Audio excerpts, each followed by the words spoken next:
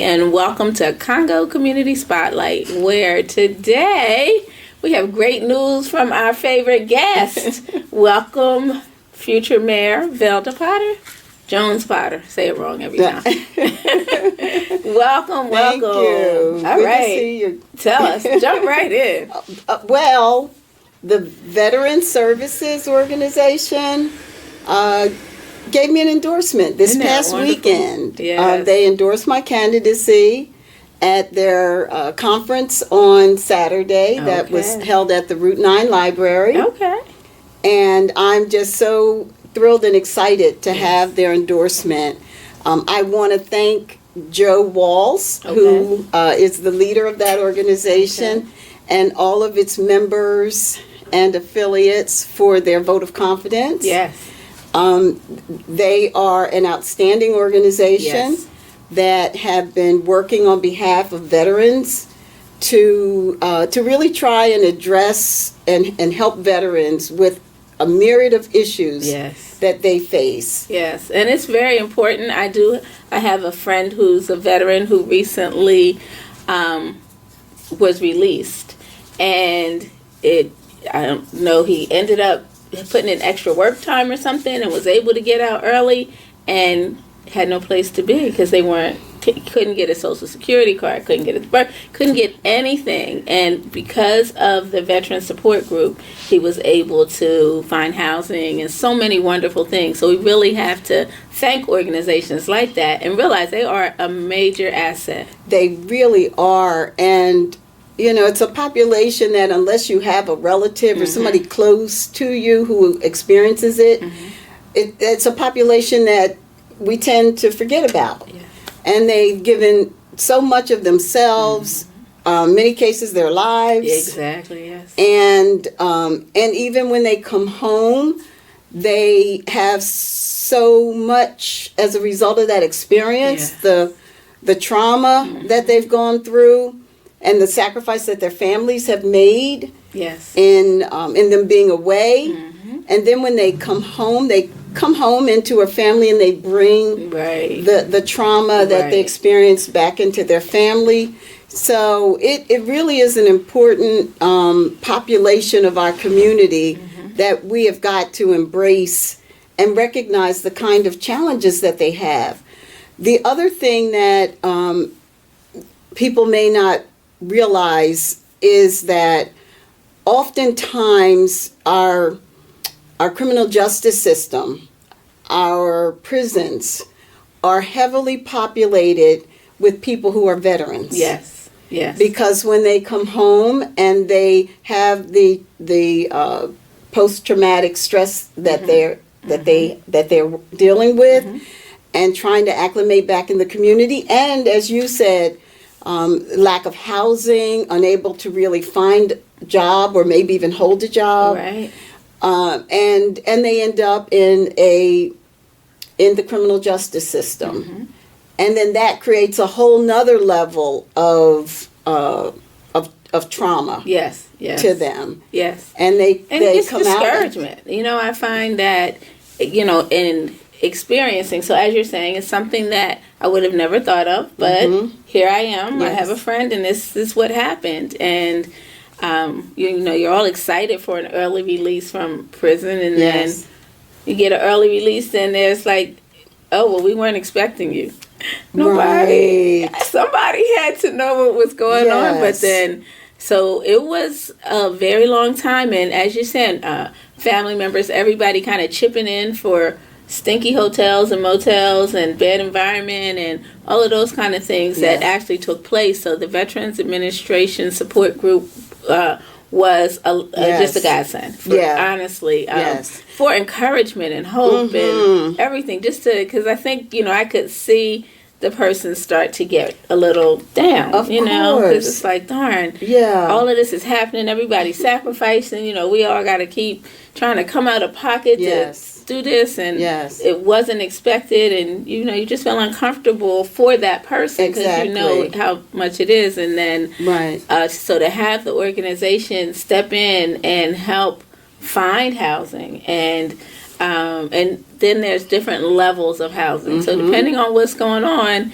it's not as easy. Exactly. Finding housing. Yes. So Yes. it's just their dedication It and really kindness is. and support and love and lack of judgment. Yes, and it was all just, of that. I can say all of those great things that I felt for that person through that veterans organization. Yes, and no one can really provide that kind of support if you haven't experienced that yourself. Right. No one can provide that like you can if you've been there and you've pushed through and you've navigated to be able to help. And housing is a tremendous challenge. And Veteran Support Services does that. They're continuing to try to expand their housing.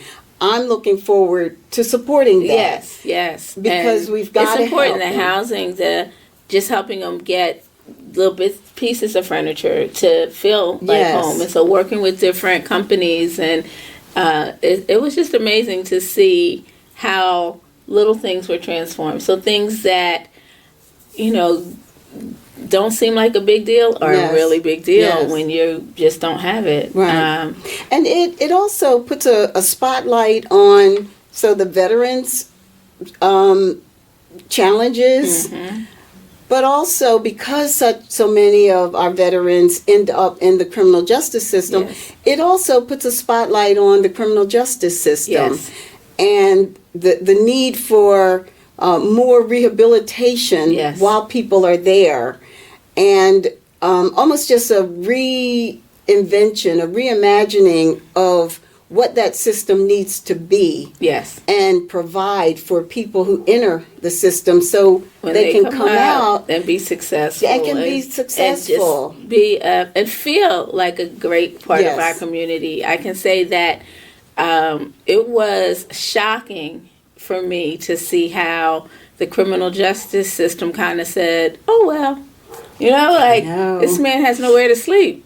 Oh, in 30 days, that was your actual day to come out. So we weren't expecting you for 30 days. I don't know where your social security, I don't know where your birth certificate is. Well, it must be. I mean, it was just things that could very easily be done and attended to while they're there. It's really it's shameful for us as a society to treat our fellow men, women that way. It absolutely is. When you think of it, the time was done, everything was done. He worked really hard to get out early, and so that was putting work in. So there's actually labor that the system is getting from these men, and just nobody offered where you can go pick it up, where you can go, like none of that was offered as well, and it was definitely just like Yes. You don't have any housing. Right. Oh, no, you can't stay here because, and there was no place, again, we're looking at different places where the person is allowed to stay because of all of the circumstances. And there was no place, couldn't stay, couldn't stay. And so if you have someone who wants to stay out, abide by the rules, it's almost as though they're setting up a situation where you are going to violate. How do you not? If it was winter. We're talking January 1st. It's cold outside and nowhere to sleep. And nobody cared. And as a society, we'll very readily though cycle that person back into the criminal justice system and carry the cost of that without blinking an eye. And don't quote me on the exact number, but it's an order of magnitude of $38,000 a year to house someone in the criminal justice system. And, imagine someone who will house for 10, 12, 15, 40 years. Wow, yes. And will pay the cost of that. And the way we're using that cost isn't doing a really good job of rehabilitating. But even when the person comes out and is very well ready to be a good citizen, we will pay that to keep them there, but we won't pay a fraction of that to help them transition out. yet we'll pay it for them to go back in. But not to so we've got to really pay attention, and we have Yes. to call it out. We have to Yes. acknowledge that this is real. We have to acknowledge that in our community it shows more often. Yes. So we have to be real in saying everything that we see in our families every day, in Yes. our friends, in our situations. Because it's the first step to us Yes. taking some action to do better. And that's it. And to make we changes. absolutely can do better. Can. We can do better. So I'm thankful to the veterans. Yes. And I'm thankful to the veterans for them. supporting you, and I honestly for the work that they do. And it is very good work. Again, I don't think we pay attention to the trauma and how people come home, and the time. It's scary. Yeah. You know what happens and how these kind of things happen with how veterans go away. I have a friend, so I always have young people around me, and in February he joined the military. By August he was in Afghanistan or somewhere, and like Yes. and I just knew, he's young, it was like unprepared and all of those things. I'm like, how does that happen in such a short time? I know. And, typically it's there are young people who go in for the first time. Not always, but typically. So at the prime of your life, you're making that sacrifice. You're showing that dedication to help all of us who are still home and safe and all of that. And then we don't do any better by you for that sacrifice. And it's difficult navigating those systems. So even I can share as on the funeral side of things, when somebody's trying to get a DD-214 or something's happening and they're just trying to get some medical records, or it is not an easy system to navigate. It is, you have to know information that you don't know. You have to, it's a tough place. Yeah. So having people who are kind, so keyword for me. Oh my God, yes it is. Yeah, it is. It's so important. Yeah. And especially in situations where people have been through some major, challenges in their lives. And one of the things that I know the Veterans Services have shared with me is a desire, in fact, an effort that they've had underway for some time in trying to get like a veterans, if not an Office of Veterans Affairs or Veterans Administration, within the government. Okay. Like close to within the governor's office and the county executive's office, and maybe even the mayor's office, although that's, they've tried, I think, the others, so that they can have a resource and a representative in that structure to be a voice for them. Right. And imagine how they could help with navigating, help set up systems and make changes within the system so that people can better navigate all of that. And that's key, because it is lost, and we're sitting there saying, okay, I think I know somebody who might, I think they can probably say, let us go to, I think. And so, finally lucking up on the support program was great. And it was after, trust me, many calls to lots of different people saying, hey, help. And fortunately, there it was. And it did. And was able to kind of show more veterans, because people aren't aware that it even exists or that these services are available for them. So we have veterans who are struggling, who are really struggling, and find out they're supported. They're like, what? You mean all this time? So I could have had help with X, Y, Z, and assistance. Yeah. And again, we find many times our veterans are, because of their circumstances, they become addicted. There's a lot of things that happen the person, not nice to say, I don't care, the person that I knew who was going away, first time, right? And right before he's about to go, it's this great big jar of pills. And I was like, what is that? Well, this is for me while I'm over there because you can't send back. Oh, right. And so I had never thought of that. Yes. But, you know, how disciplined do you have to be? Unfortunately, I'm thankful he was. But to have access to that. To sit all of this and you're going through this, you're emotional, you're away from home, all kinds of crazy things are happening. Yes. How easy is it to take relief? Exactly. Or, you know, escape from something that's been given to you that is crazy. Yes. I thought that was just like, and I apologize for not knowing a better way, but for me, that was overwhelming to see. This is like your starter pack to get into the military. It was because I'm standing with this, like, what are you doing with all those pills? What is going on? And I was like, oh, this is what you need. Because, and it makes sense. I had never thought of it. You can't, you know, I guess it's harder to get medication to you and something happens. They want you to be prepared. But the downside of that and the risks associated with it is the potential, you know, dependency that's created. And then through that cycle, if not the criminal justice cycle, then through the substance abuse cycle. And it's real. And so many people are facing it. We kind of suffer in silence. It's another time where we suffer in silence because we don't know where to get help. You get tired of crying, or you get tired of whining, or what appears to be or feeling hopeless. So how do you stay motivated? You kind of just move on and try to pretend it doesn't exist.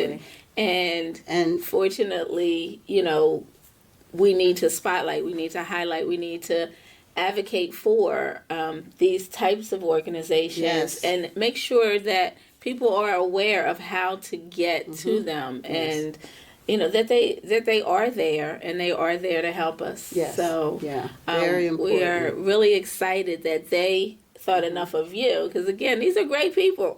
That these great people thought enough of you to say, you know what, we believe in what you're doing as well, and we believe in you to be able to be that person to support things like this and organizations where they may not have had that same type of support. They're looking to you to say, we're going to endorse you, and I believe you to be a woman of your word, and that, you know, we can. There's so many veterans there that are out there that have troubles. You know? And you're right on both those. I am so honored. I mean, truly honored that this organization, an organization that is so essential to who we are as a country, would see me as someone and see what I represent and trust that that I will honor their values and support their mission and their purpose. And the second part of what you said, keep your word, is absolutely important. Yes, it is. Because you know, I'm sure they get promises, empty promises, and I certainly intend to do everything I can to help support what they're doing. Because it is so necessary. It is. It really is essential. And I have seen through different veteran support groups, people who would seem like they'd never work, actually, you know, holding down, being proud, making good money, like doing great things, and just changing that life cycle, changing what they thought of themselves, and then how they then moved in life. And, you know, from being kind of like an absent father to being able to take control and send a kid to college. Like, are you kidding me? So to go from one extreme to the other, and through a program where the person did have a substance abuse and was able to kind of navigate through the whole program and end up with a great job, and, you know, has kept it and done overtime and does all kinds of great things. So I really see the effect on the family. You know, that family piece is really big as well. You know, I have to say my grandfather, my paternal grandfather on my father's side, served in the service, and he died when I was fairly young, but I still have memory of him when he'd visit. He lived in Virginia, so we lived here in Delaware. He would come up in the summers, and I didn't understand what it was then.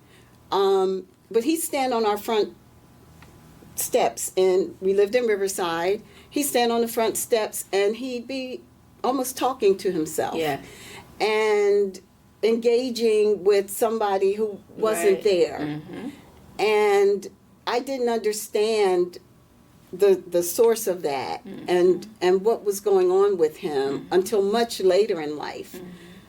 But I came to understand and realize that it was a result of the experiences he had when he was in the service, and so I've seen that firsthand, and it's important that we help people. It is through that. That we take off the, I don't know if it's a shame or if it's a label, whatever it is, it's time to remove that. Yes, it is. And to just give the support and love that it needs. That's it. That's support right. And love. Yeah. Let's give it the support and love that it needs. Absolutely. And watch, as we're saying, every little bit changes a lot. Yes, you know what I mean? it So sure again, does. how the program changed someone who I know didn't work at all for a very long time or had, little jobs here and there, to someone who is now putting a child through college. Yeah. And how do you not see the value of that on all fronts? Yes. In the quality of life that an individual has, right. The most important benefit of it, frankly. Yes. But then even the societal benefit in terms of their, they're living as a part of the community in a positive way. Yes. They're contributing to the productivity and the economics of the community. Everything, yes. I mean, it's all good. It's all good. Positive. Yeah, from just a little intervention. And you're right. He went from being someone who had been in the system before, so he had been incarcerated, jobs are difficult, having a group who said, okay, we're going to help you through your addiction. After that, help you get a job. Yes. And that job became great. Yes. Yeah. And again, as you're saying, it just has made such a great effect on everyone, because along with what we also have here is a positive black male role model. Yes. So here's a male who people hadn't seen work. Yes. Now going working almost 24 hours sometimes. Exactly. I'm doing overtime today. I'm going to do a double. I'm change their lives. Yes. And his family's life. His children's lives. Definitely. So a whole another generation and then generations after that. Yeah. So it makes a difference. And so I think the more we support and have groups like this and have and acknowledge situations that we as citizens need to open up and be more responsible and paying attention to what happens with what we're doing. So as we're saying, we're spending a lot of money for one thing where perhaps we can, work on some other things that will benefit everybody. Yeah. And so let's get that benefit rolling. And let's get people in place. This is important. We need to have people like yourself who have actually seen, people who are in touch with the community, people who will make a difference, because that's honestly what it's going to take to turn everything around. And again, it's not just one person. We need to look at an entire ballot, and we need to pay attention. Yes. We need to say, this is how we want our city run. These are the people that we put in place. Nobody can do this or not do this but us. Absolutely. So we have to take the steps and have the courage to believe that we can make a difference. Yes. And we can make a difference. We just must get it done. Yes. We have to be there. We have to show up. Yes. And I believe that we're ready. I believe that Wilmington is in a place where we're tired. I see that Wilmington is tired, and we are ready to make a change. And we can see more and more people moving in positive directions. I know a lot of times the media kind of focuses on the bad stuff, but there's so many great organizations and so many positive things happening, like, what happened with my friend. Yes. Get to see or hear about. Wish we would hear more of those stories, because that helps reinforce. Yeah, it gives us hope. It really does. And that's what we need. We need hope. We need to believe that it is going to change, that we can do it. Can make it happen. Yes. And only we can make it happen. And only we can make it happen. That's right. And that we deserve it. Have the expectation. Yes. And know that we deserve it. Yes. Have the expectation that it's going to happen.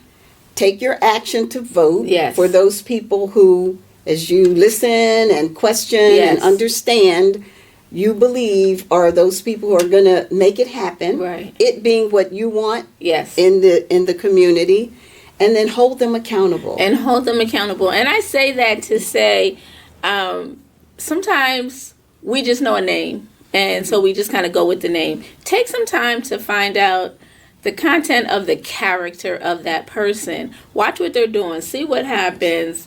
Make sure that it has been a positive trail that they're leaving. And when we look back and we see things, even if it's a change, that it's a positive change. I am such a believer in the realness of what happened. So I am someone who often gets in trouble for speaking her mind. You know this about me.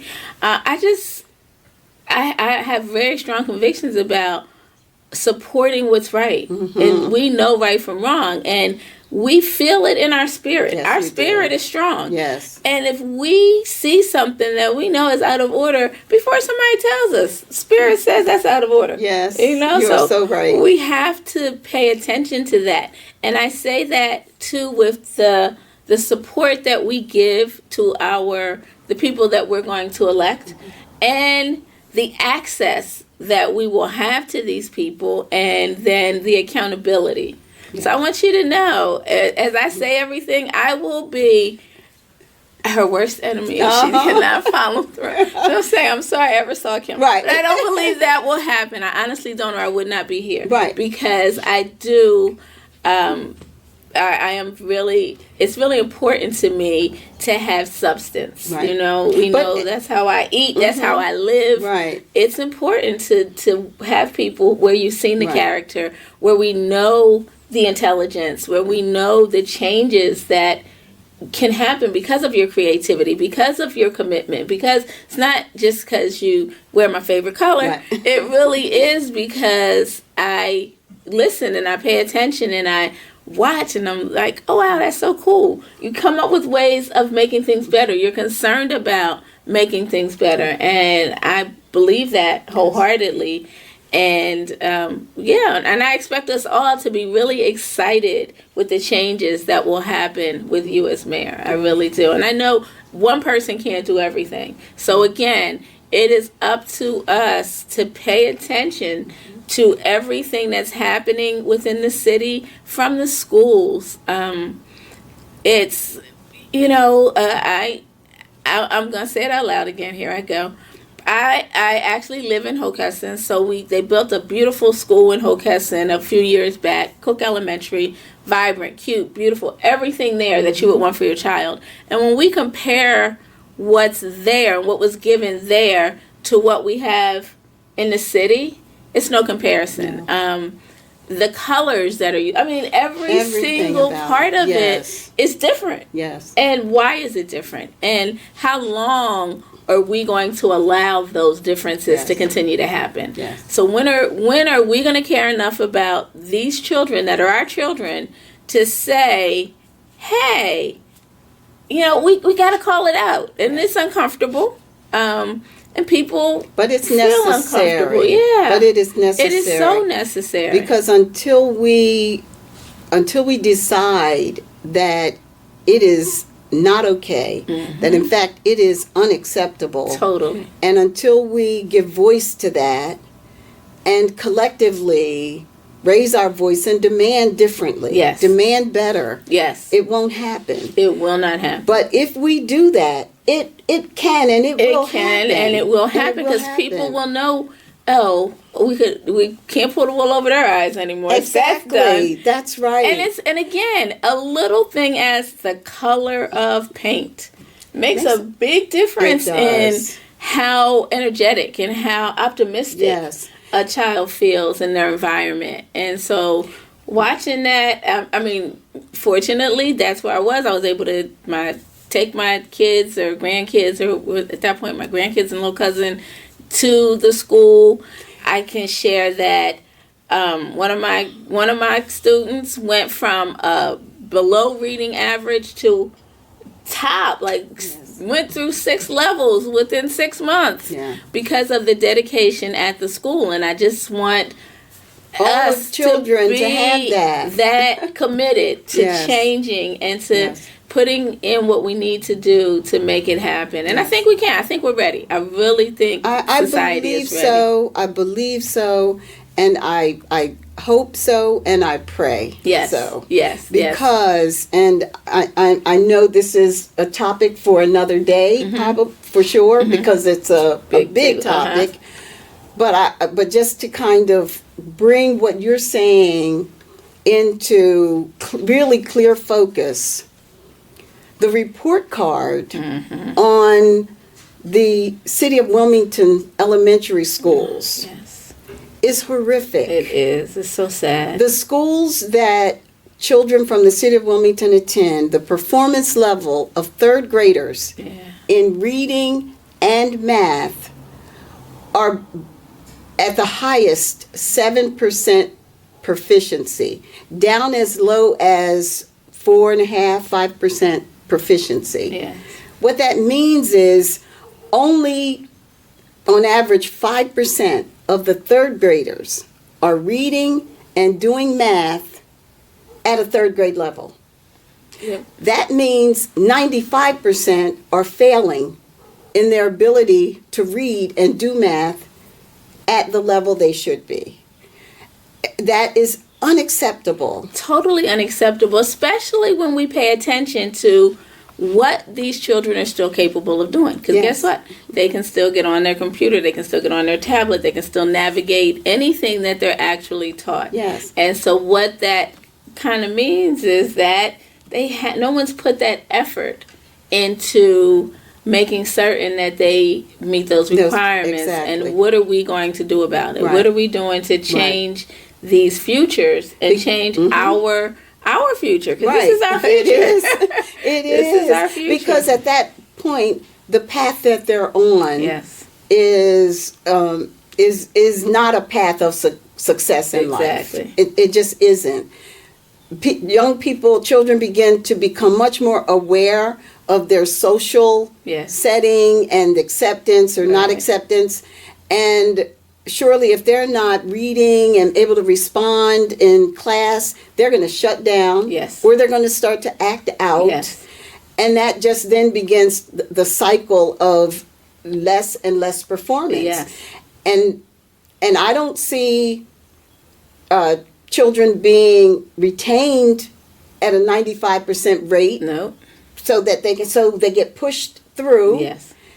And they just become more and more self-conscious, embarrassed, unable to feel like they can measure up, lower self-esteem. So when we wonder why then by the time they're in 6th, 7th grade, are they, committing low-level offenses and well, that is a big part of it. Yes, definitely. And we just have a responsibility to wrap our arms around those children, around their whole family, and ensure that the system is doing its part. And then, yes, we have to demand and work with the families so that they're doing their part as well. And recognizing that the families have also had this education or this lack of we're not support. In the first generation of this problem. You're exactly so right. it's hard to expect someone to give support when they really don't know, and then don't know what it looks like. They didn't get it exactly. So they don't know now what it we are looks like. asking miracles and demanding so much. And again, we're also guilty of all of it, down to the school board. You know, we're not holding these people. We're not holding anybody accountable. They're doing everything to us all the time, and. You guys don't want to know what I want to know. I say forget them all and let's all teach our own kids now. But because everybody's making money off of our students and they're not getting what they need. That's not fair. Deserve. So can we pay these people based on what they put out?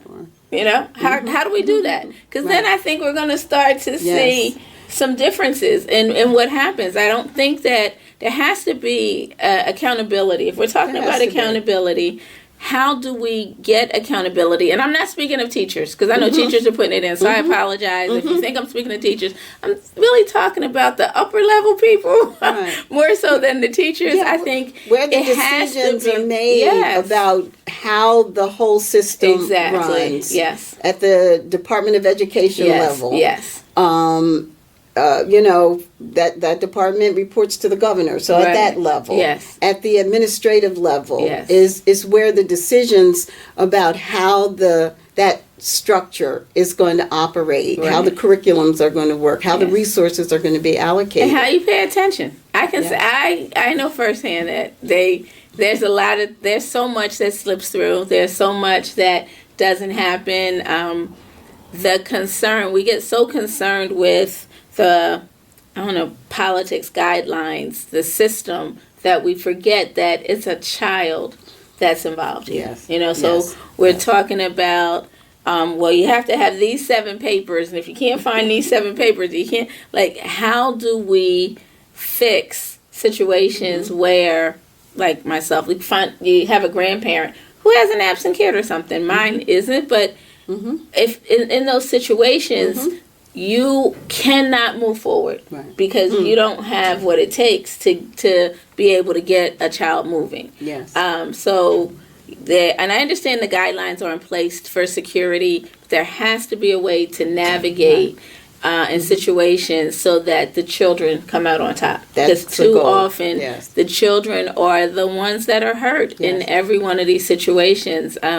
Situations where parents can't get a kid to school. We don't even know what happens. There's a lot of truancy, there's a lot of stuff, but what do we really do to help that child? We impose courts, we do things, we do a lot of punishment, but do we go and grab that child and therefore make sure that those children are okay? I don't as much of that as I see the others, and I'm really looking forward to a system where we care. Where someone is assigned to the child to make sure that the child is okay. We get there's so much red tape in everything, and how do we do that? And so it's a lot of work. It's a lot of work for everybody, and we need to know how to support. We need to know where to support. We need to know, again, I know we're excited. I believe that you will be a fabulous mayor. I know that one position and one person in one office cannot change the entire city. Absolutely. We need to make certain that we are paying attention to every single person, their accountability, what they've done, how they hold up when time comes. Are they new at this? All of those things really matter. What's their history? I mean, we see people running for office and they have a lot of different jobs for a long time or something, and you know, like I don't want to come down on anyone. However, I do want accountability, and so I am hard on this subject, you know. So if I'm saying things that aren't nice, it's not personal. It's about our city. It is definitely not because I know somebody personally and they stepped on my toe. Nothing crazy like that. It is that I want us to be responsible. I want us to put responsible people in office. I want us to pay attention to what we expect of that person. So I want us to know, this is the reality of this particular job. This is what they do. This is how we expect them to move. And let's hold them accountable. Exactly. I can say that,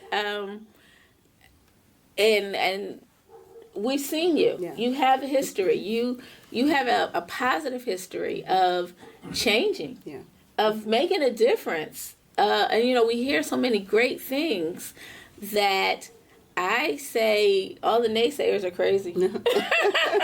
Because you have to pay attention. This is not about popularity. It really is about substance. And we have to pay attention to the substance that you have brought to every single position that you've had.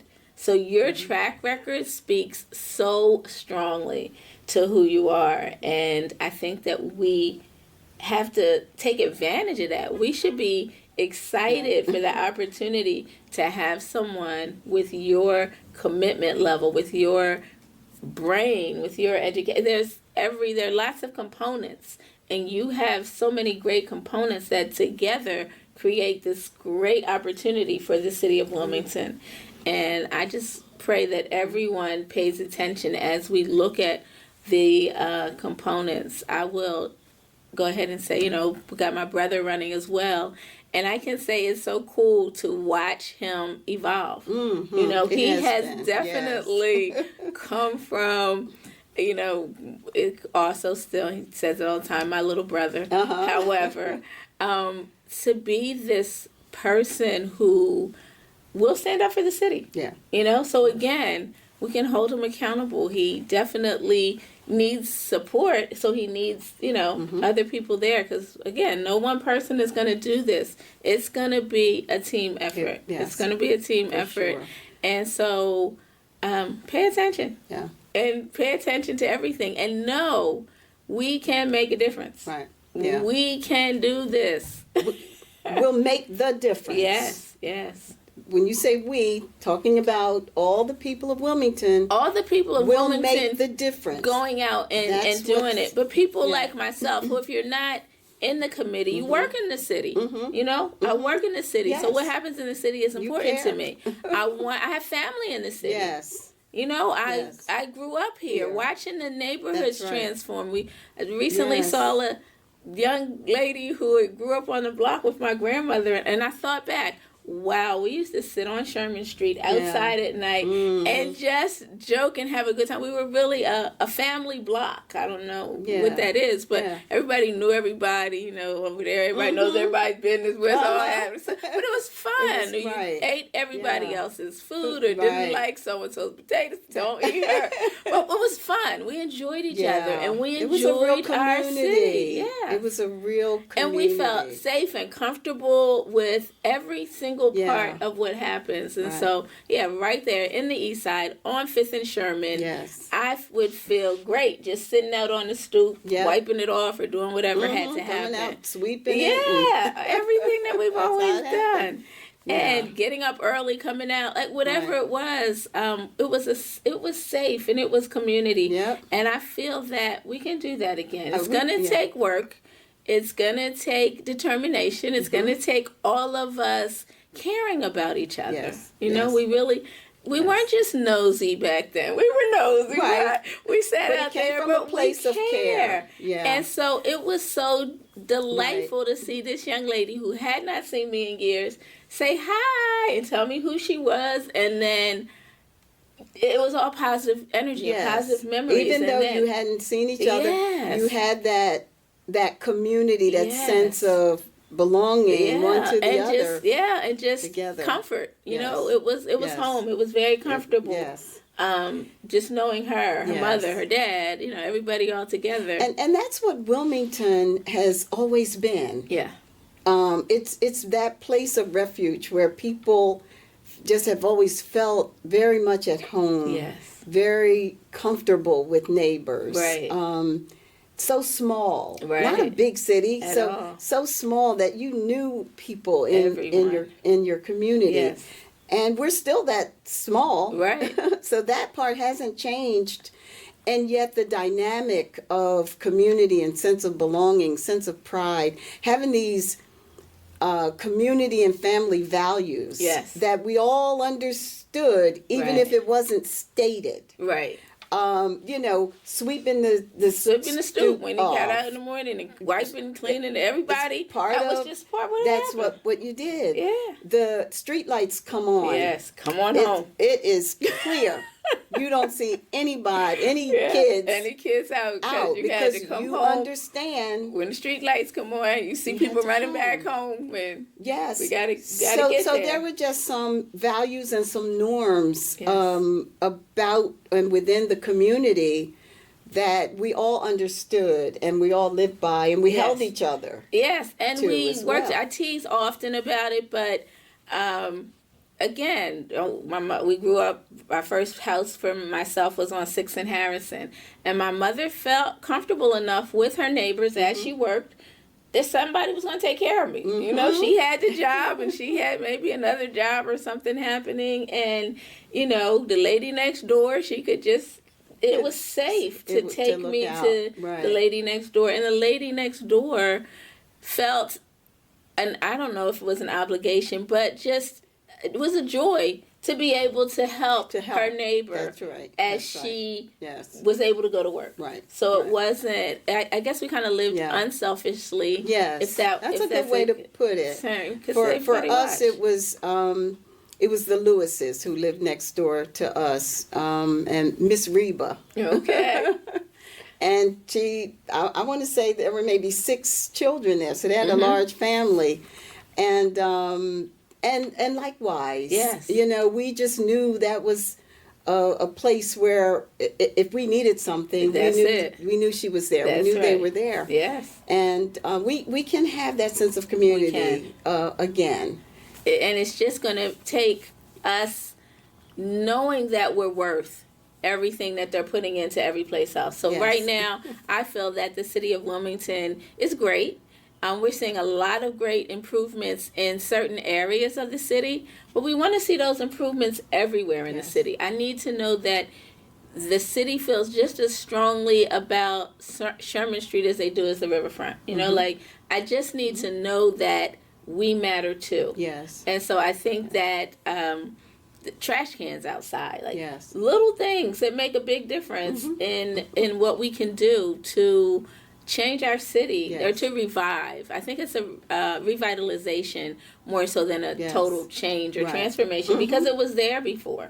So we know that this isn't. We know this isn't something We've seen new. it. Yes, we have. Seen it. And that safety that we felt in different spaces, and it just channels through everything that happens. When we build confident young people, we get a confident community. Yes. And so many people, as we're saying, come back home. Yes. They go away, they come back, and they want to come home. Yes. But we need to have, situations at home that are worthy of what we sent people out to do. So, and we have to bring that into the community as well.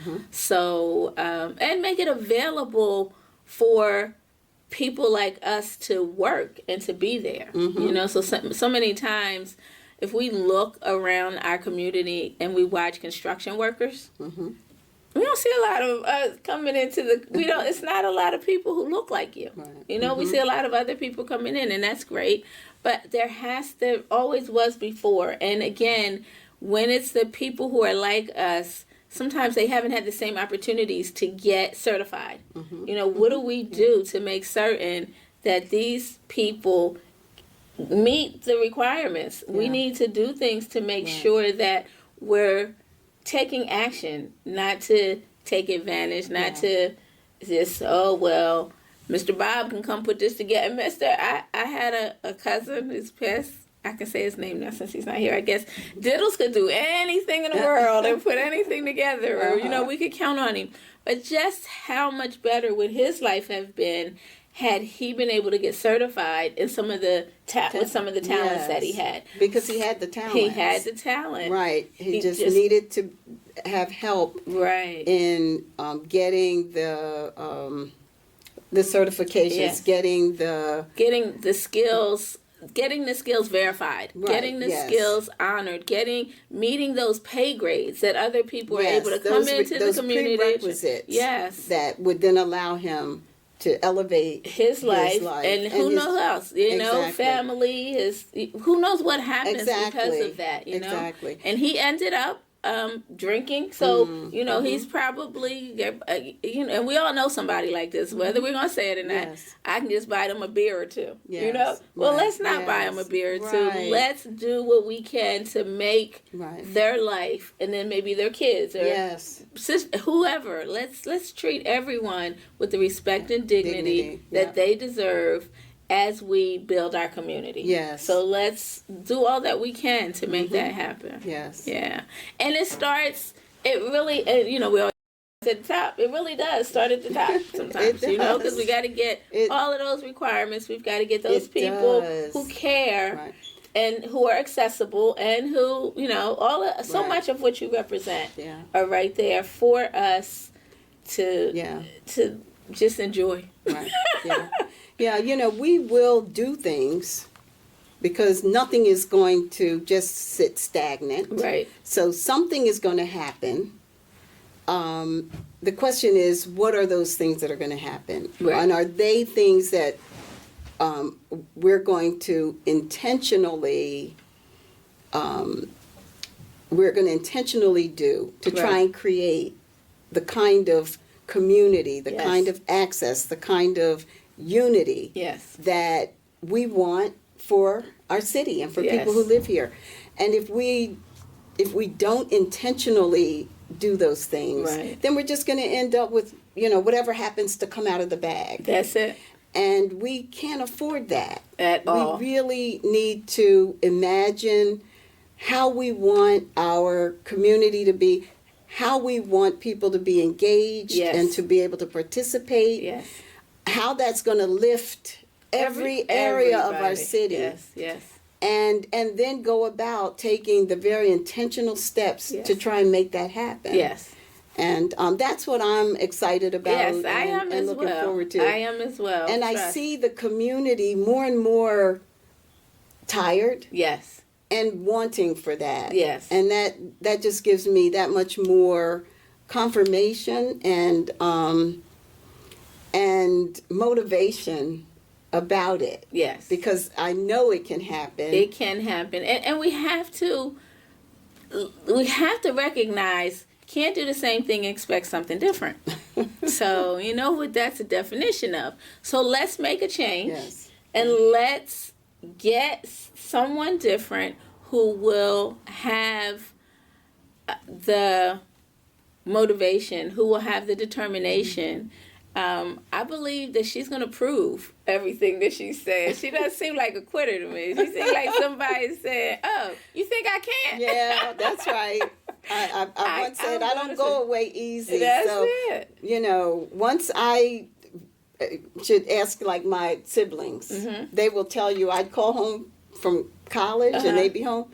They go, and when they find out I'm on the other end of the phone, they couldn't get away from there fast enough. Oh, I'm going, I'm busy. Because they knew I had a list. You had some expectations. That I'm saying I had some expectations. And I'm like, so have you done this? I thought you were going to do such and such. And so, you know, that's who I am. That's my personality. And that's how I am about this. I just believe so much in what's possible and what we can do and how much it will help change the lives of so many people and lift our city as a whole, all across. That you know, I just can't wait. Really, I'm just that excited about the possibilities and that I can't wait and the until opportunities that are going to open for so many people. And it's so important that we understand this is about lives. This isn't about race. This isn't about a particular community. This is about a full city. And we have always been a full city, and we have always embraced the other cities.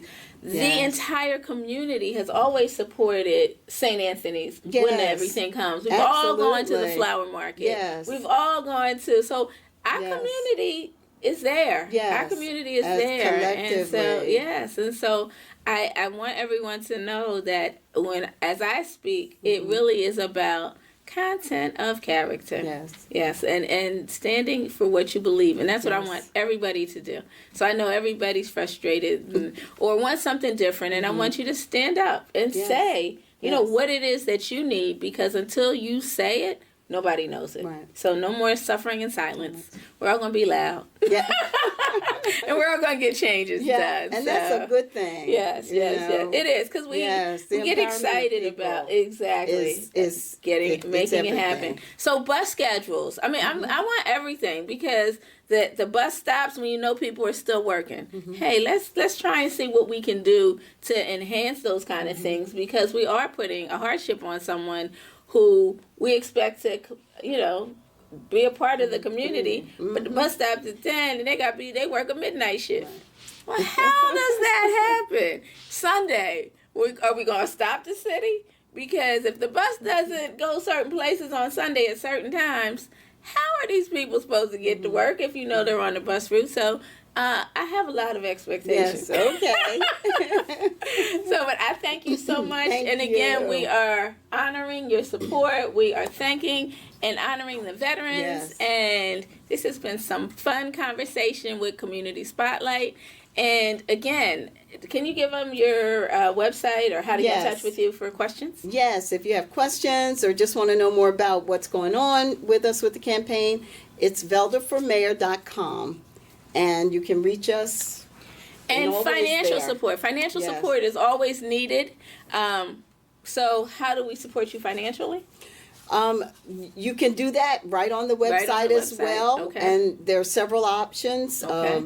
PayPal, Cash App, Zelle, Venmo. All right. All of those. Everything's covered. So please support. Thank you. Know that it takes all of us, and every little bit helps. Since 1975, the Congo family and the Congo Funeral Home have been a caring part of this community. We have cared for you in life, and we have cared for you in death, whether through our seniors' cookouts, our youth citywide cleanups, our support of community events, or our care for families during the loss of a loved one. The Congo family has always been there. When death occurs, whether after a prolonged illness or after a sudden tragedy, it is always devastating to those left behind. And Sammy, Cherry, Kimmy, Trippy, Kia, and the entire Congo staff are always there to assist you in any way we can. From the very first phone call to long after the funeral service, we promise to be there for you. Our mission is to serve every family with dignity, respect, and care. We know the economic stress of today, so no matter what your financial circumstance, we pledge to help you celebrate your loved one's memory in the way you desire. So remember, when someone you love has passed away, call Congo Funeral Home, Delaware's premier funeral home.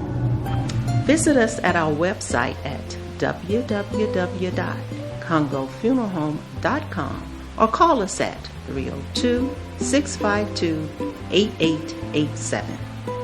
Hi, I'm Kim, and I am a part of the Congo Funeral Home team. My part is to help people pre-plan their funerals. Congo Funeral Home has been serving the community for many years, and now I find myself being able to say that I have helped people pre-plan funerals for 30 years. I know I'm only 34, right? How can this be? But I have been helping the community pre-plan young, more mature, brothers, sisters, aunts, uncles. Every single person can pre-plan their funeral. And you can do it with a company that you know, that you trust, that's been here supporting you for many years. Many times families come in and they're having some difficulty, and I feel bad because I need to get to these places to help people understand that you can just take your time, make easy, low monthly payments, and not have the hardship at the time of death. So sometimes when someone passes, the pain is just overwhelming, and it's intensified by the fact that we have to figure out how we're going to pay. Well, we at Congo Funeral Home want to support you in every way possible, also by giving you options to prepay your funeral. There are no health questions that would disqualify you. There's no amount of money. We will work it out so that it happens for you. So please call me, 302-652-8887 or 218-8632. And I want you to know that I'm available to come talk to your church group, your community group, just your family if you like, because it's important that we get this information out to as many people as possible so we can help everyone feel the peace that some of us feel once we know that we're securely covered. So please give me a call and I will help.